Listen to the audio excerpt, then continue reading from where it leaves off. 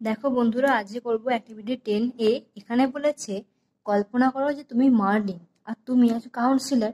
কার councillor? না, king আর্থারের councillor. সেই অনুযায়ী তুমি একটা প্যারাগ্রাফ লিখো যে তুমি কিং আর্থারকে কিরকম কিরকম উপদেশ দেবে, সেই নিয়ে একটা কাল্পনিক প্যারাগ্রাফ লেখো। ঠিক আছে, দেখো আমি আমার মতো এটা লিখেছি।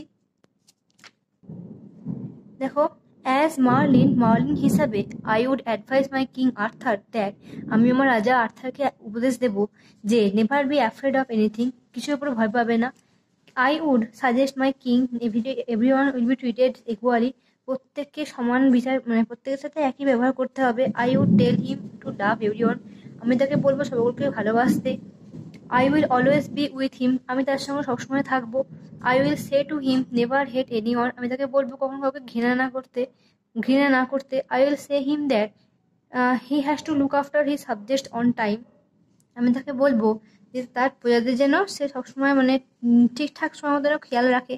I would advise my king to be firm and take action with a proper attitude, আমি তাকে এই উপদেশটা দেবো রাজাকে সবসময় যেন ঠিকঠাক সঠিক বিচার করে, আর যেন যে কাজগুলো সে করে, যে অ্যাকশনগুলো সে নেয় সে যেন প্রপার হয়। ঠিক আছে, এইটুকুর মধ্যে এটা লিখেছি। তোমরা চাইলে এটাকে বাড়াতেও পারো।